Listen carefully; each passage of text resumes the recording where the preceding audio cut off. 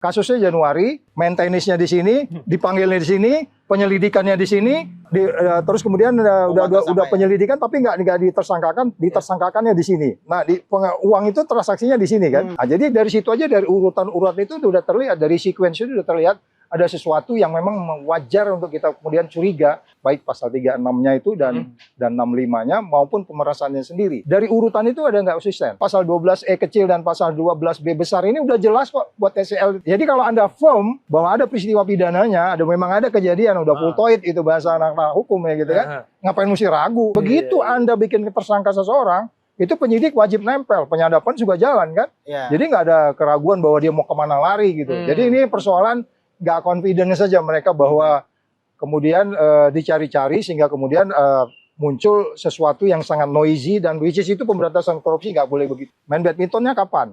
Nggak ada alasan kamu nggak tahu. Itulah makanya di pasal 3, 36 dan 65 ini dijelaskan di situ dengan alasan apapun kamu boleh bertemu dan itu pidananya 5 tahun. Bagaimana ya supaya orang selalu ingat bahwa yang namanya integritas itu apa gitu. Makanya di KPK tuh muncul dulu tuh ada yang namanya 9 nilai itu. Ya kan? Yang disebutnya 9 nilai itu ada di kepala kita, bro. Kita nyanyi itu. Apa itu?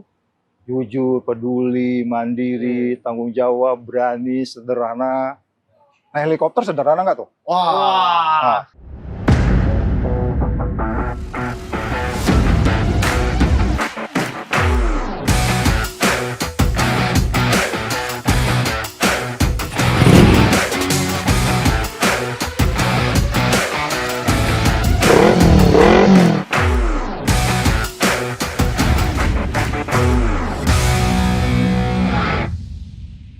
Sahabat Kompas.com, kembali lagi di Gaspol. Ngobrol ngegas pasti nampol. Yes. Kenalkan, saya Ardhito Ramadan. Kalau kalian pasti sudah kenal saya, Vittorio. Yes. Ini susunan yang jarang-jarang sebenarnya. Jarang-jarang karena jarang-jarang. Mas utama kita Tatang Guritno sedang masalah pencernaan ya. Oke, di sini kita sudah kedatangan narasumber kita yaitu Pak Saud Sitomorang. Yap. Beliau merupakan ex-pimpinan KPK tahun periode 2015-2019. Betul ya Pak ya? Ya. Ngomongin apa hari ini? Nah, ini kita ngomongin isu yang cukup, nggak cukup lah ya, hangat lah. Hangat ya? Hangat di beberapa hari terakhir, yaitu kasus dugaan korupsi ex-menteri pertanian Syahrul Yassin Limpo. Dan juga sebenarnya nggak cuma sekedar kasus korupsinya doang nih toh yang bikin rame ya. Iya, karena diduga nih Pak Mentan ini juga, Pak ex-Mentan ini juga ada kong kali kong sama pimpinan KPK. Infonya yang lagi sedang disidik di Polda Metro Jaya. Justru lebih rame itunya malah Pak ya? Lebih rame itunya, jadi seru kan? Yes. Tapi sebelum itu, kita mungkin agak sedikit update terkini aja nih Pak. Ini kan semalam, kita syuting hari Jumat, semalam itu SJL ditangkap oleh ditangkap oleh KPK. Setelah sekian lama menjadi misteri nih, sebenarnya SJL ini tersangka atau enggak sih? Ditangkapnya kapan, ditahannya kapan? Kalau dari Pak Saud sendiri melihatnya seperti apa sih penangkapan SJL semalam? Ya tentu itu tidak lazim ya. Kata yang pas kita pakai itu tidak lazim aja gitu. Kalau pengalaman sebelumnya, kan sebenarnya gini ya, organisasi itu kan ada yang namanya learning organization. Kalau dia belajar bisnis proses yang baik seperti apa, itu dijalanin bagus gitu. Kalau dulu itu, setelah orang ditersangkakan itu, katakanlah setelah penyelidikan, kemudian masuk ke penyidikan, itu diumumkan, itu nggak langsung ditahan. Ya, tapi diumumkan ya? Iya, diumumkan. Kalau ingat baru kasus IKTP, itu kan agak lama kan. Belakangan dipanggil tapi nggak datang, kemudian dijemput. Tapi maksudnya adalah, karena memang korupsi ini adalah extraordinary crime, dan orang-orangnya juga orang-orang ekstra, dan bisanya high profile person, ya kita kirim sinyal aja pertama. Artinya gini, udah kamu cukup buktinya, dan kita nggak perlu bantah-membantah, ya kan, nggak perlu dia bilang saya bukan ini, saya begini, itu biasa. Tetapi yang disampaikan dulu pesannya, baru kemudian nanti sampai dia bisa nerima kenyataan. Ya, jadi kemudian baru diambil gitu. Jadi itu yang disebutnya aspek sosiologi, psikologi, terus kemudian filosofi dan seterusnya. Memberantas korupsi itu Anda nggak boleh terkejut-kejut gitu loh. Atau dendam, apalagi konflik of interest, ya kan? Memberantas korupsi itu kan yang paling utama itu adalah sebenarnya Anda harus terbuka, transparan. Nah, ini transparan nggak dengan kayak gini? Kan kemarin penjelasan yang belakangan selalu berbeda dengan penjelasan berikutnya. Kemarin kan katanya ditangkap, ini kan ditangkap kategorinya ya, ya kan? Karena memang di kemungkinan akan melarikan diri segala macam. Loh kemarin sehari sebelumnya dia bikin surat bahwa akan dipanggil hari Jumat ini kan. Iya, betul. Nah, jadi nggak konsisten. Dan Iya, kemudian iya. apa memang ada data yang tiba-tiba gitu. Jadi kalau kita lihat urutan waktunya, urutannya itu kemudian ada sesuatu yang jumping, itu pasti ada konflik of interest di sana. Oke. Ada kepentingan pribadi yang terganggu, ada politisasi. Anda naik juga kalau bilang kasus ini nggak ada politisasinya. Ada, pasti ada. Karena kalau kita bicara data, itu di KPK banyak data. Ada 8.000 surat setahun. Oke. Lu cari-cari aja di situ, kayak nembak di kebun binatang. Ya kan? Gampang gitu, Pak. Gampang nembak dor gitu, pasti Iya, ada yang pasti kena kena. gitu. Jadi persoalannya kembali lagi, cuman persoalannya di kebun binatang itu, lu mau menembak gajahnya atau rusaknya gitu kan. Iya. Padahal filosofinya kita nembak binatang, whatever binatangnya kan Iya. gitu. Tapi ini kok kelihatannya nembak gajah doang nih kan gitu ya kan. Nah ini pertanyaan-pertanyaan kan gitu ya. Jadi sekali lagi, mungkin nembak gajah itu karena pelurunya banyak gitu. Oke. Jadi maksud saya gini, kalau kembali kepada case ini, sangat buat kita itu menjadi, saya katakan di depan dari tidak lazim, baik itu dari sisi, kalau kita menahan itu kan ada yang disebutnya subjektif, objektif Ya. dari si penyidik ya kan. Iya. Nah, ini kan menjadi pertanyaan buat kita gitu. Kenapa kemudian dilakukan sebuah upaya hukum yang katakanlah upaya tegas atau keras, yang menurut saya sebenarnya nggak ada begituin juga kasus ini selesai. Ya kan? Kasusnya pasal 12E kecil dan pasal 12B besar ini udah jelas kok buat TCL itu. Ya. Jadi kalau Anda firm bahwa ada peristiwa pidananya, memang ada kejadian, udah fultoid itu bahasa anak-anak hukum ya gitu kan. Ngapain mesti ragu? Iya, iya. Loh, katanya lari kemana? Kan udah dicekal. Oh nanti dia terbang Pak pakai pesawat pribadi, lu jaga aja Halim ikutin. Begitu Iya, iya. Anda bikin tersangka seseorang, itu penyidik wajib nempel, penyadapan juga jalan kan. Iya. Jadi nggak ada keraguan bahwa dia mau kemana lari gitu. Jadi ini persoalan nggak confident saja mereka bahwa kemudian dicari-cari sehingga kemudian muncul sesuatu yang sangat noisy, dan which is itu pemberantasan korupsi nggak boleh begitu. Oh, iya, Ya. iya. Pak, ini ada yang menarik, noisy itu artinya apakah Pak Sot melihat bahwa akhirnya SCL ini buru-buru ditangkap karena ada isu lain yang mencuat, yaitu kasusnya dugaan pemerasan di KPK itu? Ya kalau kamu nggak mikirnya ke sana berarti jangan linear banget juga kita mikir ya nggak. Iya. Kompleks dikit dong mikirnya. Itu benar yang diduga itu bahwa kemudian ini adalah proses aksi reaksi itu pasti. Ini nggak sesuatu yang sangat linear nih. Ini jelas ada proses aksi reaksi. Dan itu semuanya kalau kita lihat aksi reaksinya menit per menit, hari per hari, jam ke jam itu kalau kita detail, mungkin hari ini kita nggak tahu. Tapi nanti kita akan tahu di belakang sebenarnya apa sih di balik ini semua. Nah, itu kita tinggal nunggu waktu aja. Sama dengan waktu foto. Foto sehari sebelumnya kan dibantah. Begitu dilimpahin foto, oh gua kepentingannya lain. Kan gitu. Itu sudah biasa. Nah, oleh sebab itu kalau penyidiknya confidence, baik itu di Polda confidence maupun di KPK confidence, Anda nggak perlu ragu. Iya kan? Iya dong. Berarti Anda cari-cari kesalahan dong kalau ragu. Kan Anda harus sudah 2 bukti yang cukup. Baik di Polda, baik di KPK, kalau 2 buktinya cukup, Anda nggak boleh kelihatan seperti menimbulkan kecurigaan. Oleh sebab itu, kembali lagi, aksi reaksi ini akan muncul bisa jadi karena memang ada trigger di Polda Metro Jaya. Ya kan? Kemudian mereka melakukan upaya lain lagi gitu. Nggak ada hubungan dengan Bergen. Nothing to do with Bergen. Ini nggak untuk dirunding-rundingkan ini kasusnya. Ini kasusnya terpisah. Yang satu pimpinan KPK, which is itu abuse of power, iya dong. Pasal 36 dan 65 itu abuse of power. Kemudian bagian lain juga ada pasal pemerasannya. Pada bagian lain juga ada menteri yang kemudian diperdebatkan orang soal beras, ya soal jagung, soal daging sapi. Itu semua kita paham di situ gitu. Jadi artinya upaya penegakan di 2 tempat ini kita harus dorong. Tapi harus equal. Iya dong, harus sama, jangan dan ini untuk tidak diberundingkan karena neken di sini lemah, ini ditekan enggak begitu. Akan amburadul kalau itu. Jadi artinya KPK lu please jalan, pakai aturan-aturan, Polda jalan, pakai aturan-aturan. Hukum dulu jalan. Oke. Pasti masyarakat akan dukung, kayak gitu. Tapi masalah Pak Saud, ini kan ada informasi bahwa sebetulnya Pak SCL ini sudah dikabarkan sudah expose TSK-nya sudah sejak bulan Juni kalau nggak salah. Tapi ini kan berarti ada jeda waktu sekitar 3-4 bulan yang entah kemana gitu baru akhirnya sekarang tetapin tersangka. Ini keren ya. Ini pengamat keren ya. Oh iya, Bang, mantap, Pak. Nyontek. Ini masuk ke detail-detail ini. Itu yang gue bilang di Itu sequence itu. Ada apa artinya, Pak? Iya. Apa yang bisa Di kita jeda baca di itu, rentang 3-4 bulan itu? Itu ada satu alat namanya I2. Jadi Orang-orang ada software itu ya, IBM tuh. Kalau gambar itu bisa sampai jam per jam. Kalau lu punya data, makanya jam berapa dia maintenance, kalau tahu jamnya lu keren. Iya. Tapi kalau nggak tahu jamnya kan, kita hanya duga tanggalnya kan. Iya. Nah, main tanggal itu pun kalau kamu urut-urut mulai dari penyelidikan Januari katakan 2021 kasusnya SCL ini, Januari, kemudian di tengah-tengah ini ada ketemu, di tengah-tengah ini ada penyelidikan, di tengah-tengah penyelidikan, kemudian di-delay sampai hampir dari Juni ke September, itu kan jauh tuh. Nah, kan penyelidikannya kan disebutnya itu Januari. Januari, anggaplah aja 2021 Januari. Terus kemudian katakan ketemunya itu diakui oleh dia katanya 2023 atau 2022 April gitu ya.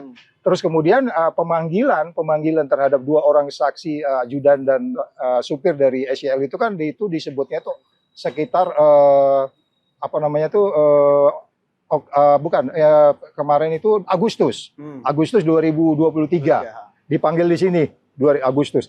Kasusnya Januari, maintenance-nya di sini, dipanggilnya di sini, penyelidikannya di sini, panggilnya terus kemudian udah penyelidikan tapi nggak ditersangkakannya di sini. Nah, uang itu transaksinya di sini kan. Nah, jadi dari situ aja dari urutan itu sudah terlihat, dari sequence itu sudah terlihat ada sesuatu yang memang wajar untuk kita kemudian curiga bahwa ada konflik of interest, ada transaksional dalam kaitan baik pasal 36-nya itu dan 65-nya maupun pemerasannya sendiri.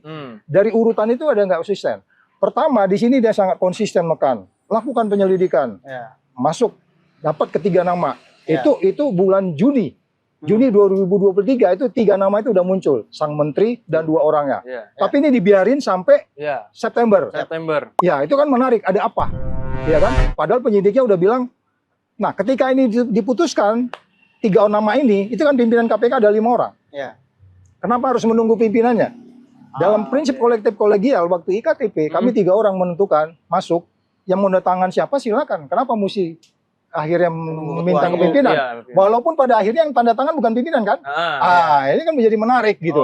Potongan-potongan itu menjadi lebih menarik. Kan kalau nggak salah Pak SCL juga, kalau misalnya menurut informasi tersebut benar, Juni sudah tersangka, bulan Agustus pun kalau nggak salah masih sempat diperiksa lagi, dipanggil lagi kan KPK. Udah bisa kerja di KPK dia. Bisa, Pak. Udah bisa. Jago dia, Pak. Takut hilang Udah detail juga, masuk ke detail-detail.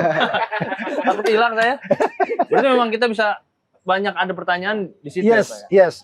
Dan itu juga kalau kita memang sedikit mau tekun menggambar itu yang saya bilang itu tadi, urutan-urutan tidak bisa kita gambar, kita akan yakin bahwa ada niat jahat sebenarnya di balik ini. Siapa yang punya niat jahat kita udah tahu semua sebenarnya. Oleh sebab itu, iya kan? Kalau belum nggak tahu lo naik juga kan gitu kan? Berarti asas praduga bersalah ini ya, Pak? Ya tetap dong, harus tetap. Tapi kita udah punya pikiran masing-masing. Sebenarnya di case ini siapa yang lebih memungkinkan memiliki kepentingan yang secara pribadinya atau kelompoknya gitu. Artinya memang ada semacam upaya untuk mungkin mengulur waktu, melakukan negosiasi dan sebagainya kah dengan rentang waktu 3 bulan dari Juni sampai September itu, Pak? Ya, yang pertanyaannya adalah menarik ya. Ketika kemudian itu expose penyelidikan dan ketemu 3 nama, itu sangat lama itu. Itu biasanya nggak lama penyidik memang minta karena mereka di sana punya KPI. Mereka punya KPI, bro. Kalau nggak dapat bonus lah. Ya kan, enggak ini kasus gua ditahan-tahan nih kan gitu. Udah padahal 2 mateng. Dalamin kasus nggak gampang juga dong. Pergi ke sono, dengerin penyadapan juga kan gitu kan. Kalau ini ditahan-tahan kan dia tanya. Tapi di-delay sampai September, jauh loh tuh. September. Which is kemudian itu kita nggak tahu ada sinyal nggak. Nanti kita quote kata yang sering dikeluarkan ketika delay ini apa alasannya. Ya nggak? Begitu penyelidikan Juni itu, kan di Juni itu udah ketentuan di situ, udah dari penyelidikan memutuskan masuk ke penyidikan, cuma tidak tanda tangan. Nah itu kan kata yang digunakan apa waktu itu sampai ke September. Dia bilang dalamin lagi. Itu bahasa normatif itu kan. Kurang buktinya. Loh, lihat lagi rekamannya tuh. Karena setiap expose itu direkam tuh semua. Siapa ngomong apa tuh ada di situ semua. Ya kan? Jangan-jangan yang bersangkutan, ayo lanjut kencengin. Kalau di sini jadi dilambetin gitu. Nah, kan itu.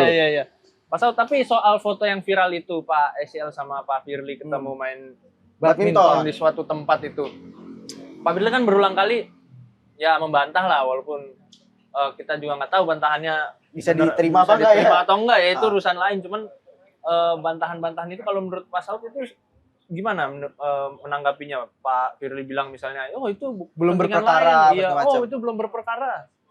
Ya sama, lo kalau ditangkap polisi di jalan kan, Pak, sorry Pak, saya mau ujian, ya kan? Iya nggak? Ngoles aja, Pak, ya? Itu biasa. Gua nggak perlu lo bawa alasan-alasan, yang penting lampu merah lu langgar gitu loh. Ya soal les mengeles itu udah biasa bro. Kita nggak perlu pengakuan, nggak perlu membantah. Yang penting di kekuatan buktinya gitu. Bantah membantah itu udah biasa. Apalagi kalau membantahnya makin nggak masuk di akal, ya kan? Pemain gue bilang, gue pengen badminton ini. Padahal gue di rumah gue punya badminton sendiri gitu kan. Oh, di KPK ini ada kan, lapangan ya Bang? Iya, ini kan gue home and away kata gitu kan. Bisa jadi kan? Iya. Home and away ini. Malah away goal ya? Iya kan? Bisa aja kan? Tapi kan itu dalam konteks apa? Tapi nggak apa-apa, itu boleh aja dia mengatakan begitu. Sehingga kemudian nanti kita lihat saja bagaimana sebuah penyidik, apakah itu di Polda ataupun di apa namanya di KPK, untuk kemudian kasus ini adalah saling check and balance satu sama lain. Kemudian kita harus mengamatinya gitu. Jadi soal bantah-membantah itu biasa kok. Oh. Pak Saud, tapi kalau melihat pengalaman Bapak mungkin selama 4 tahun di KPK, sebenarnya seberapa bahayanya kah seorang, jangankan pemimpin ya, mungkin Ya. penyidik atau penyelidik di tingkat bawahnya bertemu dengan pihak berperkara itu seperti apa berbahayanya gitu Pak? Itu makanya kalau lu tahu dulu pernah gue salah ngomong di TV kan, hampir dikeluarin gue di KPK kan, gara-gara salah ngomong di TV. Kemudian kita manggil konsultan. Bekerja di KPK itu ada ribuan risiko setiap orang. Kita mudah itu mencoba menjaga novel 24 jam, tapi dia masuk serangan waktu habis sholat subuh kan. Nah, pulang dari rumah diikutin, terus dikawal gitu dengan surveillance dan segala macam. Jadi resiko-resiko itu baik itu resiko yang datang dari luar maupun resiko dari dalam dirinya sendiri. Itu sebenarnya sesuatu yang udah nempel di kepala lu gitu. Befoto aja lu di tempat umum jadi masalah. Lu tahu nggak? Gue foto sama adik gua megang ini gua. Itu viral di Facebook. Gue punya, dia megang kayak gini nih. Padahal nggak ada intensi apa-apa ya Pak ya? Emang adik gua ada nggak kayak orang Batak gitu loh. Orang curiga gitu loh. Gua ketawa-ketawa aja. Gue bilang cakep ya gitu. Jadi maksud saya gini, itu resiko-resiko. Kalau orang sempat percaya, itu viral kemana-mana kan, merusak kan, membenarkannya itu cenderung lama gitu. Nah resiko-resiko itu sebenarnya sudah diingatkan. Makanya kalau kamu kemana-mana, ada koordinatis sekretaris pimpinan di sana. Kalau mau ke sana, dianalisis dulu. Apa resikonya kalau berangkat ke sana? Ada nggak kasus yang sedang ditangani? Nah kalau kemudian dia pergi bermain badminton sampai dia nggak paham kasus yang ada di kementerian itu sangat naif juga. Nggak mungkin dia nggak tahu. Kalaupun dia tidak tahu, itu kesalahan besar. Kenapa tuh? Ya karena itu tadi, kita kan tahu 8.000 surat yang masuk per tahun di KPK itu hampir semua kementerian ada kan? Iya dong, semua kementerian tuh, semua pemerintah daerah ada kan? Karena masuknya selalu korupsi itu kan dari pengadaan barang, APBD, APBN, yang disedot-sedot kan APBN ini oleh mereka. Oleh sebab itu, makin besar dana pemerintah itu, bergerak dari 2 triliun ke sekian triliun itu akan makin banyak risikonya. Anda harus lebih hati-hati. Jadi kalau dikatakan kembali lagi tadi pertanyaan adalah, bagaimana sebenarnya resiko-resiko di pimpinan itu yang sebenarnya yang saya pikir ini menjadi longgar ketika undang-undang KPK itu datang, karena mereka sekarang bukan lagi yang organisasi yang independen. Dia jadi kayak pegawai negeri biasa. Ya udah nanti resiko sama-sama gitu. Kesannya begitu. Beda dengan dulu. Nggak ada yang nolongin loh. Sekarang kan nggak. Lu bagian dari presiden ini sekarang KPK ini. Ya walaupun presiden nggak bikin apa-apa kelihatannya kan. Ya dong, kalau apa yang kamu berhenti dulu. Kau pinggir dulu nih, noisy, berisik, kamu pinggir dulu. Tapi kan nggak ada kita dengar perintah itu, padahal dia udah bagian dari pemerintah. Jadi kira-kira gitu, Mas. Seharusnya tuh seperti apa, Pak? Maksudnya, mungkin dari internal KPK sendiri, ketika ada seseorang yang berperkara, yang bertemu dengan pihak yang berperkara tuh, semestinya ada semacam sanksi kah atau apakah yang seharusnya diberikan di internal KPK sendiri gitu? Ntar kalau ada waktu ya, kalau lu ada waktu lihat naskah akademik atau daftar isian masalah undang-undang KPK dibuat. Itu menarik, kamu lihat tuh. Jadi daftar isian masalah itu waktu itu masih ada fraksi TNI Polri. Lu belum lahir kali ya? Udah lahir cuma masih segini. Sepantaran sama bangku. Waktu undang-undang itu dibuat, itu masih ada fraksi TNI Polri, itu mereka masuk ke detail-detail. Salah satunya detail-detail itu mereka pengalaman. Bahwa keluarlah pasal 36 dan 65 ini. Bahwa dengan alasan apapun, sekali lagi saya ulangi, dengan alasan apapun kamu tidak boleh ketemu dengan orang yang ada perkara yang sedang ditangani. Lu bisa bilang, gue nggak tahu Pak, perkara gue lagi ditangani. Nggak ada alasan loh. Itu alasan ngeles lo tadi itu, ya kan? Pokoknya dengan alasan apapun kamu nggak boleh. Berarti kamu harus tahu dong bahwa Ya. ini perkara lagi ditangani. Kan katanya 2021 Ya. tangan yang ditangani. Main badmintonnya kapan? Nggak ada alasan kamu nggak tahu. Itulah makanya di pasal 336 dan 65 ini dijelaskan di situ dengan alasan apapun kamu boleh bertemu dan itu pidananya 5 tahun. Oke. 5 tahun kamu dihukum karena itu beresiko bertemu itu. Iya, iya. Itu pernah suatu kejadian saya di gedung KPK lama di lantai 5 itu kan itu tahanan di atas. Iya. Sedangkan kita pimpinan di lantai 4. Di gedung KPK lama loh ya. Suatu saat saya turun mau kemana gitu. Bos gua turun, tahanan masuk. Gua hampir gampar itu ajudan tuh. Kenapa? Kok dia nggak bisa ngatur? Nggak gitu? bisa ngatur, Iya. jadi ketemu papasan. Yes. Iya. Itu kan simple kan? Mhm. Maka saya bilang artinya gini. Koinsiden aja lu bahaya gitu loh. Iya, Kalau iya. dilihat orang gimana? Lu lagi tugas lagi di sana. Iya. Ih, Pak Saud di lift. Nggak ada apa-apa. Iya, nggak dia ke main mata tuh, main mata artinya yes, Iya. besok dibayar gitu. Bisa aja kan? Bisa jadi Itu kan citra kalau di dalam- framing sedemikian rupa juga Yes. bisa ya Pak ya. Dalam intelijen tuh kan dead drop namanya tinggal gini aja dua bisa segala macam gitu kan. Berarti Pak Saud dulu kalau mau main badminton mesti ngecek dulu nih lawan gue ada kasusnya gitu. Iya dong. Iya. Gitu. Jadi itu yang disebutnya resiko-resiko itu supaya kita memperkecil resiko. Jadi pertanyaannya itu ada di dalam kode etik. Ya. Makanya dulu Dewan Pengawas Internal dan Pengaduan Masyarakat Ya, itu baik. sangat ketat. Lu lagi pergi nih ke Bali nih, Ya. nginep di hotel nih. Mhm. Di sebelah hotel itu ada padi lagi menguning. Ya. Lu foto-foto di situ. Itu bisa ditegur loh. Oh, Karena oke. kamu ke sana waktu itu lagi tugas. Ngapain lu foto-foto di samping Benar. hotel? Jadi kalau tugas ya tugas aja. Tugas gitu aja. ya. Itu sampai sedetail itu, Bro. Iya, Iya. Gitu loh. Jadi Tapi Pak Firly kan juga udah pernah bukan baru sekali nih ketemu pihak berperkara, tapi ya agak sulit lah kalau yang bersangkutan kan udah ada lebih paling nggak 6 poin kan. Lebih Ya. lah 6 kejadian yang membuat kita kemudian tingkat kepercayaan kita wajar kalau masyarakat juga kan itu semua juga nggak diselesaikan dengan baik oleh Dewan Pengawasnya. Dewan Pengawas itu mengawasin KPK itu dengan apa yang disebutnya sebagai nilai IS KPK. Ya. I-nya itu integrity, S-nya itu sinergi, P-nya itu profesionalisme, K-nya itu kepemimpinan, berikutnya P-nya keadilan, IS KPK. Itu nilai. Gua tanya sama lo, lu gusur-gusurin si Kapolda DKI siapa tuh? Karyoto. Itu sinergi nggak tuh lama Polri lo? Tidak dong. Udah bisa jawab, udah bisa pulang gua. Iya kan? Iya, iya. Itu baru satu kata. Kita belum bicara Belum yang integritinya. lain-lain ya. Ha. Itu profesional kayak gitu. Lu jawab dong. Jangan saya jawab pergi lagi Pak Saud. Lucu juga nih. Pos baru kita nih. Pokoknya nggak profesional. Ya, oke. Ya, itu makanya sekarang gua tanya. Dewasnya kan tadi ya Dewas kan. Iya. Dewasnya kan mereka nggak paham bahwa itu mereka yang buat sendiri. Dalam peraturan Dewas 01, 02, 03. Itu mereka yang buat tuh. Nilainya itu. Pokoknya kalau orang nggak cocok dengan ini gua tegur gitu. Udah kejadian berulang-ulang. Ada yang dapat tiket Mandalika. Ya. Ya kan? Pas begitu aja ya. Lewat begitu aja. Jadi makanya sekarang kita agak sulit mengharap mereka. Karena memang mereka yang ngusung sendiri. Mereka yang buat itu. Mereka yang menjabarkan itu. Bahkan mereka nggak paham. Terus apa yang mau kita harap dari situ? Kenapa tuh Pak kalau Bapak melihatnya Dewas kok sangat melempem lah terhadap Pak Firly? Sebenarnya pada dulu saat kita kembali ke 2019 kan dilihat Dewas ini adalah menjadi lembaga yang diharapkan bisa mengawasi KPK dengan benar-benar mengawasi ya karena dianggap terlalu super body dan sebagainya. Tokoh-tokohnya pun yang masuk ya mentereng lah bisa dikatakan lah.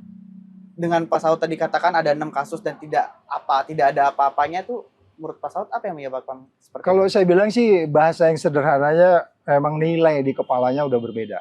Oke. Value. Ini ada yang Gen Z ini kalau bicara value ngeri gua, ya kan? Value itu kalau nilai itu udah nggak ada gitu. Nilai itu pasti kamu tahu lah. Iya. Berarti sesuatu yang datang dari Allah dong, ya Iya. dong. Sesuatu yang diajari oleh supaya gampang kita nganalisisnya. Bahwa sesuatu yang baik, sesuatu yang berintegritas itu kan gitu. Iya. Makanya saya selalu bilang integritas itu adalah kata yang sangat penting harus dimiliki orang semua karena di dalam integritas itu ada Tuhan di dalamnya. Oke. Aku selalu bilang kayak gitu. Nah kemudian ketika Anda value-nya nggak cocok, Masuk ya. kamu mau dikasih uang berapapun, dikasih teknologi apapun, dikasih sistem apapun, mau dikasih orang pintar segala pun, Nggak bakal efek. kamu nggak akan nggak ngefek sama sekali. Jadi value itu yang berbeda dan itulah yang membedakan undang-undang KPK yang lama dengan undang-undang KPK yang sekarang ini. Jadi undang-undang jelek kalau dijalankan dengan bagus pun dia menjadi bagus, iya kan? Mana ada undang-undang yang sempurna, undang-undang 45 kita aja diganti-ganti, gitu Iya, kan? ada masalah. Supaya perubahan-perubahan. Jadi undang-undang itu kalau baik juga kalau dijalankan dengan orang jelek. Begitu juga sebaliknya. Persoalannya kembali lagi, kenapa Dewas itu menjadi seperti yang sekarang? Selain memang nilai yang mereka usung itu sangat berbeda, yang membuat lose sebenarnya pertama ketika mereka mentalitinya berubah dari seorang yang survivor menjadi seorang yang jadi ASN biasa. Itu praktis di kepalanya itu berubah di kepala. Kalau dulu kita ini kayaknya berdiri sendiri, Pak. Tiap hari rakyat memperhatikan, tiap hari kita ditunjuk rasa. Makanya di rumput di depan KPK itu nggak pernah hijau tuh, diinjekin orang terus gitu. Tiap hari ada yang demo pasti. Iya, ada yang demo. Agak berbeda mas sekarang tuh. Lu pergi sana rumputnya rada hijau tuh. Iya. Nah, jadi maksud saya check and balance seperti itu yang kemudian mereka mengatakan, udahlah kita ini bukan berdiri sendiri kok. Kita ini bagian dari pemerintah, biarin aja. Itu ada di kepala mereka gitu. Kalau enggak, ya itu saya berani ngomong begitu, saya merasakan 4 tahun di sana. Ya kan, bahwa kita disorot betul setiap hari oleh orang gitu ya. Bahwa saya itu memang berdiri sendiri untuk membenarkan membersihkan negeri ini gitu. Jadi kalau kembali ke Dewasnya, mereka nggak memiliki nilai itu. Jadi mereka nggak merasa innocent. Makanya waktu saya bilang begini, Pak, untuk kasus yang kali ini waktu yang SDM yang dituduh membocorkan, saya kan termasuk pengadu kan, saya dipanggil oleh Dewas. Pak, kali ini tolonglah Bapak adil lah, saya bilang. Selama ini kita juga adil Pak Saud. Ya ilah gimana sih? Ya kan? Jadi sekali lagi mereka nggak paham dengan nilai yang bahkan mereka bikin sendiri. Kalau Pak Saud melihat itu karena internal Dewas yang tidak punya nilai tersebut atau jangan-jangan emang seorang sosok Firly Bahuri ini sakti banget ya kayaknya Pak. Ini keren nih. Dalam manajemen itu kan pasti ada yang namanya inspiring ya. Yang tertinggi dalam sebuah manajemen itu kan inspiring the people. Ketika kamu nggak menginspirasi, ya pastinya you part of the problem, man. Yes. How can you inspiring the people gitu? Bener nggak? Benar, itu part of the problem. No, that's only example. Jangan dipaksain. Only example. That only example. Jadi, bener. Iya. Jadi kalau kamu nggak menginspirasi, ya udah kayak begitu. Oleh sebab itu dari awal ada banyak detail-detail ya. Dalam detail-detail itu diantaranya bagaimana ya supaya orang selalu ingat bahwa yang namanya integritas itu apa gitu. Makanya di KPK itu muncul dulu tuh ada yang namanya 9 nilai itu. Ya kan? Yang disebutnya 9 nilai itu ada di kepala kita, Bro. Kita nyanyi itu. Apa itu? Jujur, peduli, mandiri, tanggung jawab, berani, sederhana. Nah, helikopter sederhana nggak tuh? Wah. Saya nggak mau jawab, Bapak kabur lagi. Udah 2 kali kalau Jadi nilai itu ada, Bro. Nilai itu ada di kepala kita gitu. Ya kan? Jadi dan seterusnya. Jadi sekali lagi nilai itu jangan dianggap ini yang sekarang di negeri ini sedang rusak gitu. Bahkan kamu bisa jadi nilai baik karena kamu masuk gorong-gorong. Itu nilai nggak? Udah mulai pinggir jurang ini. Pinggir jurang, aduh. Udah mulai masuk ke substansi. Udah mulai masuk ke substansi. Gawat ya. Pak Saud, tapi kalau kita bicara soal kembali lagi ke soal SYL, ini kan juga dari pihak Nasdem, pokoknya dari pihak SYL lah itu juga kan mempersoalkan prosedur penangkapan, prosedur formil di balik penetapan yang disebut tidak lazim tadi ya di awal ya. Sebetulnya apakah ini akan bisa menjadi celah gitu untuk SYL ini kemudian mengajukan gugatan pra peradilan dan jadi lolos gitu? Ya, kalau pra peradilan itu sebenarnya kan proses. Ya, proses. Kalau pasal yang tadi disebut pasal 12E kecil, 12B besar itu kan itu nanti kekuatan buktinya oleh penyidik. Which is itu udah masuk di penyidikan dan pengalaman menunjukkan bahwa conviction rate kita kan tinggi di KPK itu ya. Conviction rate-nya. Jadi pokoknya kalau gue bawa ini pasti gue menang kan. Jadi maksudnya gini, kalau memang nanti itu ada prosesnya, ya paling di tata caranya yang berubah. Jadi mungkin prosesnya dari awal, kemudian dari keluar dulu. Tetapi kekuatan bukti bahwa terjadi peristiwa pidana yang disebutnya pultoid itu oleh anak-anak hukum itu yang sudah terbukti dan itu artinya apa tuh dalam bahasa hukumnya beyond reasonable doubt-nya gitu ya kan. Udah melewati batas-batas keyakinan gue, pokoknya dia udah bener gitu. Sesama dengan Polda sekarang itu udah yakin bener dia bahwa hakul yakin. Guys, yes, that's it. Ya, itu 100%. Selanjutnya hanya bicara ininya aja, formilnya yang bilang tadi. Tapi sebenarnya materialnya udah di situ, Bro. Ya, itu kira-kira. Tapi masalah kalau materialnya... Dia ngerti formil material nggak? Saya ngerti formil, prosedur, material tuh fakta yang terjadinya kan. Hukum juga bukan? Ya, hukum dia. Kan pernah ngepost di KPK. Oh iya. Iya, tahu lah. Sering ngerti hukum juga. Tapi kan kalau material memenuhi formilnya ini nanti bisa jadi Iya, bisa jadi laparnya nggak masuk juga. Iya. Pak. Iya. Jadi saya pikir ini hanya itu yang saya bilang tadi. Ketika Anda memberantas korupsi itu, Anda nggak boleh dendam dan merasa sok jadi pahlawan, nggak boleh. Karena hukum itu memang dia harus di apa namanya? Hukum itu harus memang di apa? Makanya ada kenapa disebutnya advokat itu bagian dari penegak hukum. Iya. Karena sama-sama untuk menegakkan hukum. Ya, advokat itu, lawyer itu kan penegak hukum. Ya, itu maksudnya karena bahwa supaya tidak ada abuse of power. Yap. Nah, oleh sebab itu kalau ada prosesnya di formilnya, ya itu silakan. Ya. Tapi materialnya sudah nggak ada keraguan. Jadi yang paling penting kita nggak mau kasus ini jadi tawar-menawar. Kayak kita nggak mau, ya kan? Jadi bergen ini gini. Nggak dong, malu dong. Itu udah sekian tahun, masa peradaban hukum kita masih gini aja. Kira-kira gitu. Pak, soal prosedur tadi ini kan kalau semalam tuh banyak beredar juga terkait surat penangkapannya, Pak. Jadi ini kan penangkapan dilakukan sebelum pemanggilan. Dalam pemanggilan itu yang menandatangannya adalah dirdik penyidik lah intinya lah, direktur penyidikan. Sedangkan surat penangkapan ditandatangani oleh ketua KPK sendiri. Yang mana aku nggak lihat suratnya. Ya, ada. Tapi ada beredar gitu ya, bahwa yang memerintahkan penangkapan adalah ketua KPK. Secara aturan nih Pak mungkin bisa dikonfirmasi atau dijelaskan. Sebenarnya apakah boleh seorang ketua KPK yang menandatangani surat penangkapan? Karena kan kalau di undang-undang KPK kalau tidak salah pimpinan bukan lagi seorang penyidik gitu. Dia detail juga nih. Detail dong. Nggak usah nanya kalau udah tahu. Ini ada arahan. Ada arahan. Iya. Ada arahan. Kalau di depan ada kalau nggak sesuai arahan nggak dibayar. Jadi itu udah benar, itu udah benar. Jadi memang pimpinan KPK sekarang itu dia bukan penyidik, bukan penuntut. Makanya waktu kasus apa ya, waktu itu kasusnya keren lah, aku nggak usah nyebutin. Saya mau Pak Agus bilang, Pak kita sekali-sekali muncul dong sebagai penuntut. Oh bisa Pak? Tidak, Bapak pilih kasus yang menurut Bapak jadi penuntut, pakai pakaian gitu. Di sidang berat. Iya, benar-benar. Karena kita itu penyidik dan penuntut di undang-undang KPK lama. Yang sekarang itu dia bukan. Gitu. Jadi menjadi menarik pertanyaan tadi, gimana dia bisa menandatangani. Secara keseluruhan juga kita bertanya, semua kasus-kasus itu kan ditandatangani oleh pimpinan. Pada bagiannya dia bukan penyidik, bukan penuntut. Dia sebagai apa dong gitu. Kalau Kapolri itu penyidik penuntut bro, karena memang dia disumpah, dilantik juga gitu. Nah ini saya pikir ini jadi problematik. Bisa jadi problem. Jadi artinya itu juga menjadi suatu di luar batas kelaziman yang tadi yang bisa diperdebatkan. Nah inilah akhirnya menimbulkan tanda tanya.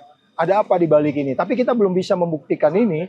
Sampai nanti kita akan lihat proses-proses berikutnya sebenarnya ada konflik kepentingan kah gitu di kasus ini kira-kira gitu. Dan masalah surat penangkapan ditandatangani oleh ketua KPK ini bisa menjadi sebagai apa ya, modal pihak SL untuk menang pra-peradilan. Oh iya, saya kemarin istilahnya menyebutnya ini akan menjadi sebuah peluru besar lagi untuk nembakin mereka. Peluru besar. Iya. Ya bisa digunakan. Gitu. Peluru yang dia buat sendiri untuk nembak dia gitu. Oh iya. Itu sebabnya saya ulangi lagi, memberantas korupsi itu mesti Anda pelan-pelan gitu. Karena memang kita bicara ini kan orang-orang PPIP bro, ini orang-orangnya. Iya. Dia soal dia kejebrur itu soal lain. Iya, tapi tetap orang lah ya. Yes. Artinya dia punya power, dia punya network, dia punya jasa, dia punya dan seterusnya. Wah kok dibeda-bedain Pak Saud? Enggak, kita kan tetap harus melihat juga ruang dan waktu. Iya, betul. Ruang dan waktunya dia memang ketika itu dia berada di situ. Ada protokol, ada konselor, ada aturan dan seterusnya. Jadi kalau Anda masuk di yang sifatnya hanya kelihatan seperti dendam atau apalagi membalas sesuatu yang sebenarnya bukan itu jalur ya ini nggak akan selesai. Pembahasannya bisa ke sana jadi ada dendam, ada baper tadi. Iya, betul. Makanya kan nggak mungkin juga seorang ketua KPK masa nggak tahu konten di UU KPK bahwa dia bukan penyidik gitu ya.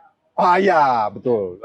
Mungkin dia bayanginnya masih undang-undang lama. Iya kali. Ya dia nggak siap juga nerima undang-undang yang diubah itu. Tapi jangan kan undang-undang, main badminton aja nggak ingat siapa lawannya kan? Oh iya. Pak ngomongin soal badminton Pak. Saya ngomongin soal badminton. Paling Makanya kita mesti diganti, jangan badminton katanya. Apa tuh? Goodminton. Badminton, iya. Tapi ini konotasinya positif ya Pak ya. Nah Pak, terkait badminton ini kan berkaitan dengan dugaan pemerasan yang sedang diusut oleh Polda Metro Jaya gitu ya. Tadi Pak Saud menyinggung bahwa Dewas KPK ini melempem dan sulit diharapkan lah istilah begitu untuk menegakkan etik. Tapi kan sekarang juga bergulir dari sisi pidananya, yang mana mungkin di kasus-kasus sebelumnya belum ada yang sampai pidana begitu. Bagaimana Pak Saud melihat Polda Metro Jaya dalam mengusut dugaan pemerasan yang melibatkan pimpinan KPK ini, Pak? Ya sekarang ini kan sangat ini ya, saya di beberapa aku punya podcast itu, Iya, teman-teman kalau saya bisa pernah lihat beberapa. jangan lupa subscribe sama tanda Iya. lonceng ya. Iya. Main saksofon dan lagi, Pak. Saya pernah lihat videonya. Jadi aku nyebutkan di situ, aku pakai kata timely. timely. Jadi ini perlu dipercepat nih dua kasus ini supaya cepat selesainya gitu, supaya nggak berlarut-larut. Karena kita mau masuk kepada proses memilih pemimpin yang akan menentukan negeri ini. Jadi dipercepat.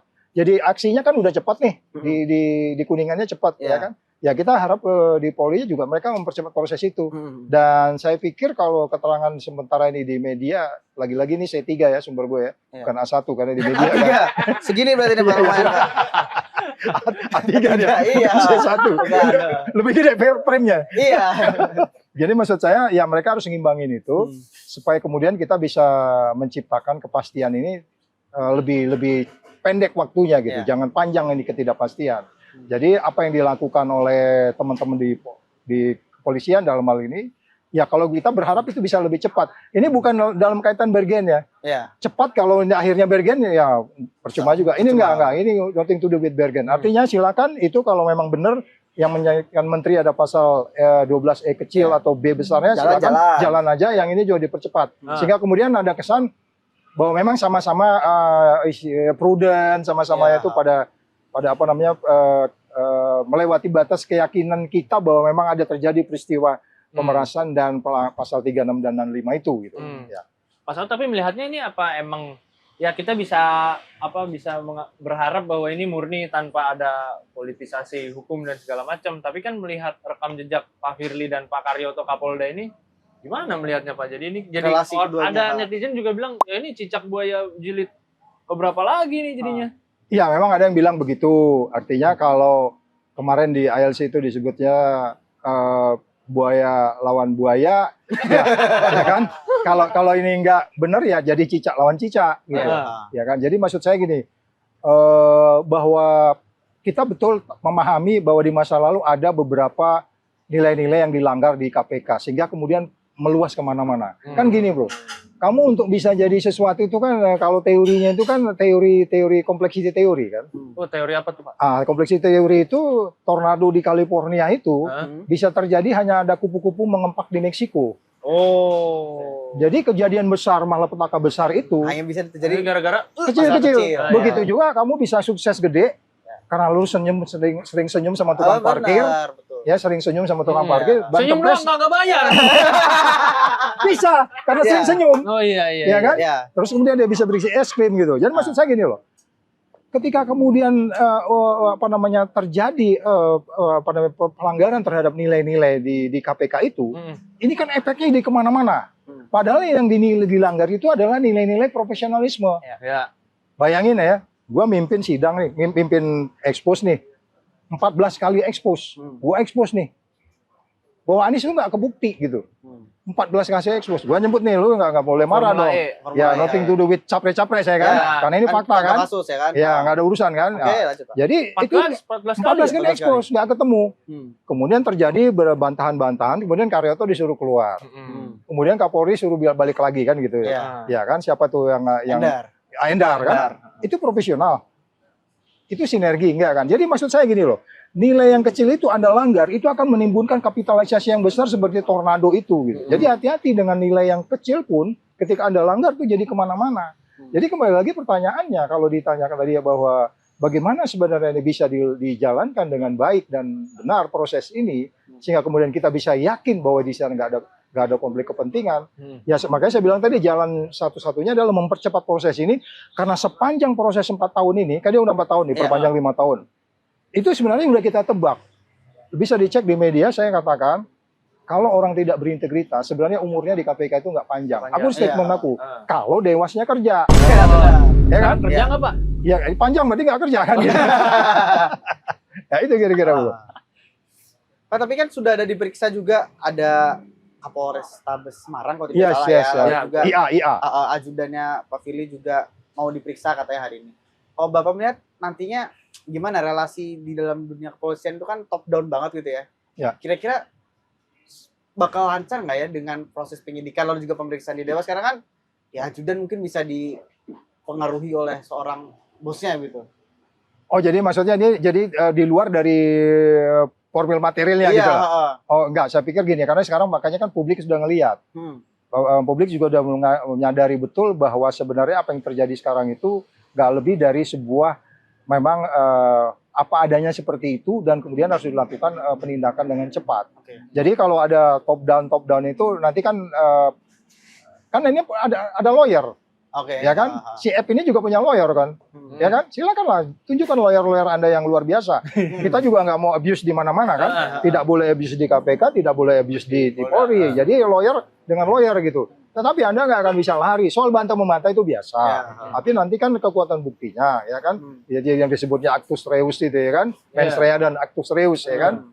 Ya kan? Kalau itu udah kuat ya nggak bakal kemana. Jadi publik akan tercerahkan dengan kemudian kalau proses ini dilakukan kecepatannya sama gitu ritmenya, ya kan? Jangan di sini lambat, di sini cepat. Ya ritmenya sama gitu. Itu akan menjadi lebih cepat pulihnya kepercayaan masyarakat. Ini kan persoalan low trust society, bro. Ya. Benar nggak? Ya. Tapi Pak Satu melihatnya kalau yang progres di Polda sendiri itu emang secara sekuens itu lebih rapi dan lebih gimana melihatnya? Apakah dalam waktu dekat kita bisa mendengar ada kejutan mungkin dari hasil penyidikan ini gitu? Kalau saya pikir mereka akan firm di situ karena memang apa namanya message yang dikirim oleh Kapolri kelihatan bagi saya menilai ya. Mungkin bisa jadi penilaian saya kayaknya message-nya tegas di situ ya. Yang dia mengatakan bahwa itu firm saja, nggak ada kata-kata yang menimbulkan keraguan. Coba dilihat lagi statement terakhir dari Kapolri itu ada kata-kata yang menurut saya pesannya jelas, selesaikan dengan baik. Apa namanya? Yang memungkinkan kita yakin bahwa kemudian top down tadi tidak terjadi gitu. Dan saya pikir top down-nya kalau untuk cepat kenapa enggak? Ya kecuali kalau top down-nya slowing itu saya pikir sejauh ini top down-nya itu adalah speed up the process gitu. Ya. Pak, tadi sempat disinggung juga soal cicak versus buaya. Ini kan kalau menurut saya sih agak menarik ya. Ketika dulu kita melihat bahwa ketika ada pimpinan KPK bukan bermasalah apa, bersinggungan dengan kasus hukum, apa kita lihat masyarakat benar-benar support KPK. Sedangkan situasi sekarang kan nampaknya tidak begitu ya Pak ya. Dulu zaman kasus Pak BW juga ramai KPK. Kasus Pak Abraham Samad juga ramai di support lah. Pak Saud melihat apakah ini memang menjadi tanda bahwa ya KPK udah nggak jadi harapan masyarakat? Ini gua udah bisa pulang ini. Dia udah jawab. Jangan dong. Sudah jawab pertanyaan berarti gua. Jangan lupa ini gua pulang beneran nih. Aduh, jangan Pak. Udah dijawab soalnya. Masih ada berapa pertanyaan nih? Soalnya udah dijawab sama dia gitu loh. Kan butuh quote dari yang Tapi sepi ya bener ya iya sekarang ya. benar. Dulu tuh zaman kita SMP, Langsung SMA, save KPK, save KPK pray for rame KPK. Sampai ngumpul di gedung KPK Iya. gitu ya kan. Ya, jadi memang itu tadi ya, kembali lagi kepercayaan itu ada kan. Itu yang saya bilang low trust society-nya itu semakin tinggi terhadap institusi ini. Sehingga kalau kita katakan bahwa kemudian ada potensi cicak dan buaya dalam bentuk yang seperti dulu, saya pikir enggak.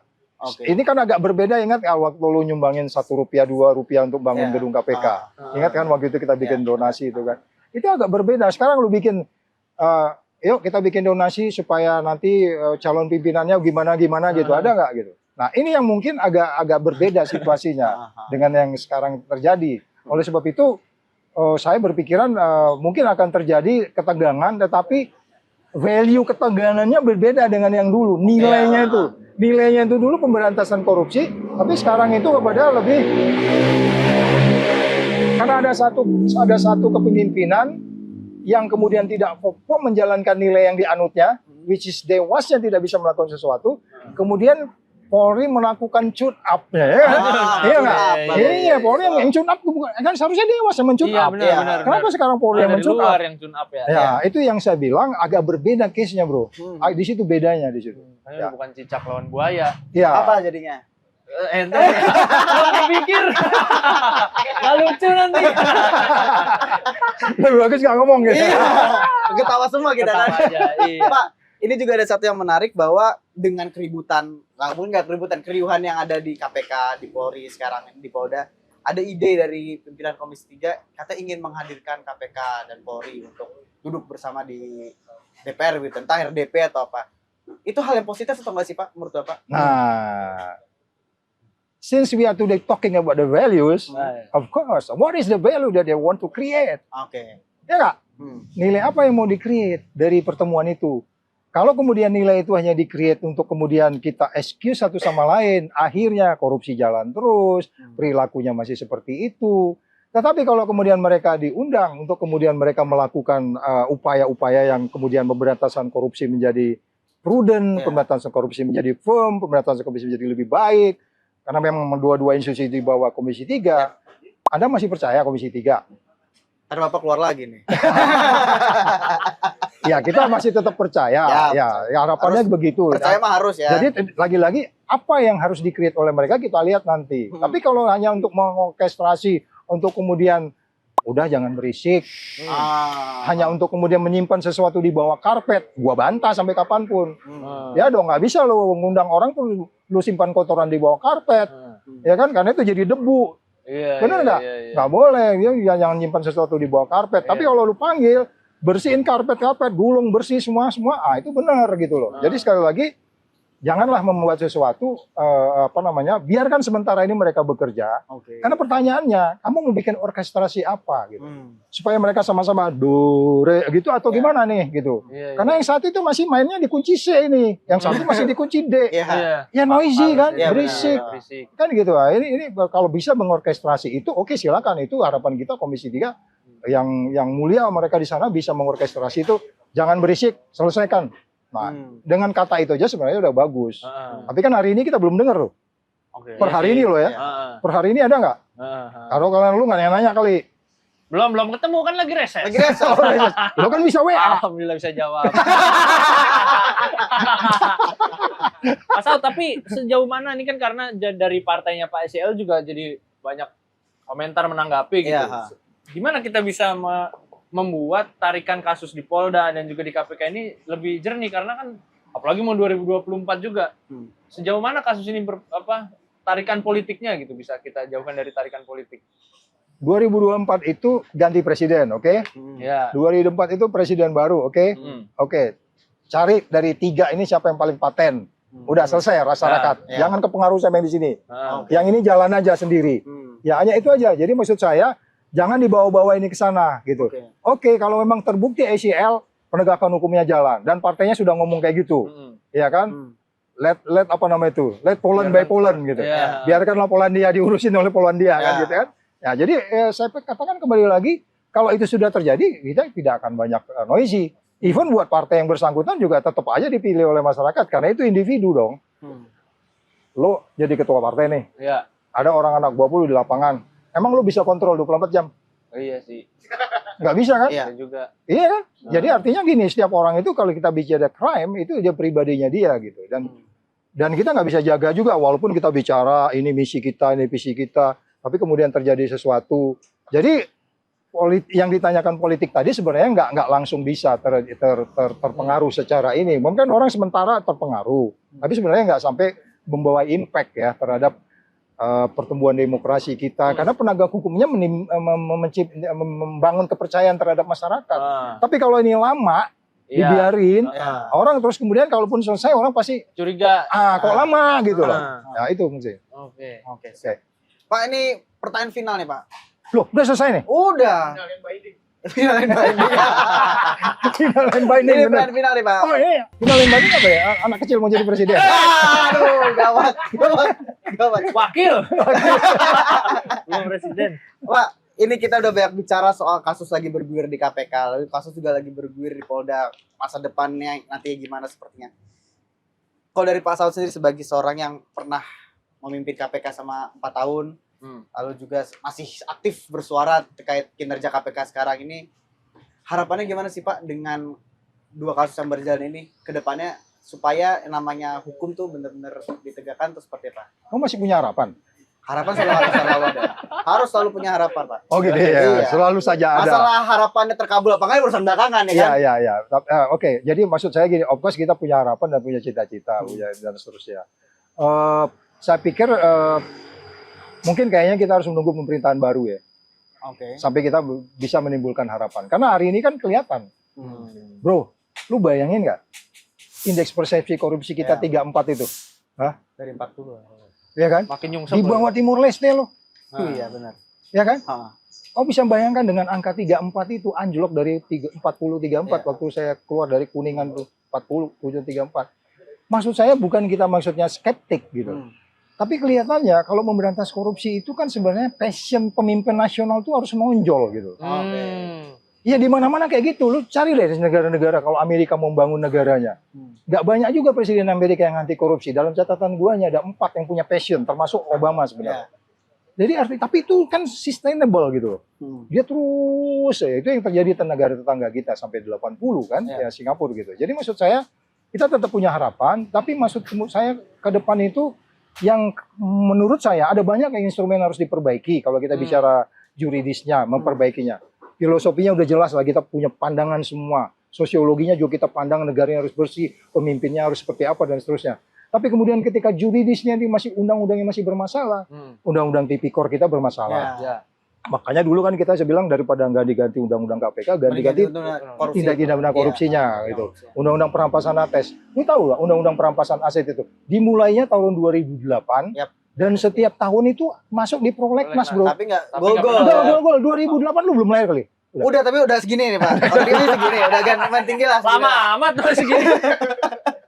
Sampai hari ini nggak jadi. Kenapa? Kan itu nanti kita akan berbahas banyak hal gitu. Jadi sekali lagi saya nggak skeptik, nggak putus harapan dan seterusnya. Tapi memang saya pikir national leadership-nya harus pilih yang benar-benar orang punya passion anti korupsi. Kemudian uang kita yang gede itu, lu pikir nggak pusing Pak Mahfud 349 triliun? 349 triliun itu sama dengan lu bangun MRT di bawah Jakarta 349 kilo. Karena 1 kilo itu 1 triliun. Lu bayangin tuh, MRT di bawah Jakarta lu kemana-mana nggak perlu pakai gojek-gojek lagi gitu. Nggak ada macet tuh ya. Ya, tukang gojek marah sama gue. Tolong disensor. Mau placement boleh. Ya, jadi maksud saya ada angka yang besar. Even kalau orang nganggur di negeri ini, kalau benar-benar pajaknya dibenarin, 349 triliun itu baru jadi satu tempat loh ya. Kita belum bicara mineral, kita belum bicara ikan, yang lari ikannya katanya kemana-mana itu, ya. Sehingga kemudian kalau lu masih nganggur, lu masih menganggur nggak sekarang? Anda ini lagi syuting. Ketika kamu lagi cari kerja, cari duit. Nah, kita cari duit, lu baru lulus, negara bisa ngasih lu 1,5 juta sebulan. Ada duitnya. Demikian juga orang sakit. Ya kalau pajaknya bener. 349 triliun itu gede. Jadi maksud saya, kalau lagi ke depan kita masih punya harapan. Oleh sebab itu hati-hati memilih pemimpin nasional ke depan. Gue nggak usah nyebut. Tapi kalau lu maksa gue bisa nyebut nama juga. Bentar. Gua mati. Iya. Oke, Berarti siap. emang ya ini sebuah desain besar ya Pak Saud yang bisa kita harapkan gitu ya. Ya kalau bicara skala negara anti korupsi itu orang yang begitu. Nggak bisa di sektoral dia. Ya. Oke. Ini Masih mau terus satu lagi. Gitu. cukup lah kayak Pak. Ya terima kasih banyak nih Pak Saud sudah ngobrol-ngobrol. sama-sama. Terima kasih udah datang Pak Saud. Saya juga terima kasih. Biasanya saya kayak gini ini kan dua di depan anak TK. Iya, gue ngedongeng, tapi ini bukan TK kok. SD sih. Kelas 2. Ya, kadang kan menginspirasi. Ya, hari ini betul. aku membayangkan sedang menginspirasi publik untuk anti korupsi kira-kira gitu. Inspirasi sahabat kompas.com untuk memilih pemimpin 2024-2029 yang punya visi anti korupsi ya. Ya. Dan juga kembali lagi ke kasus bahwa kasus jangan sampai dipolitisasi itu juga ya. Oh, Pak, jangan dong, ya? Ini jalan. Iya, Secara lurus ya, Pak. Paralel ya. Oke, itulah dia sahabat kompas.com perjumpaan kita hari ini. Saya Dito Ramadan. Saya Vittorio. Sampai jumpa di episode Gaspol berikutnya. Ngobrol ngegas pasti nampol. Yeay.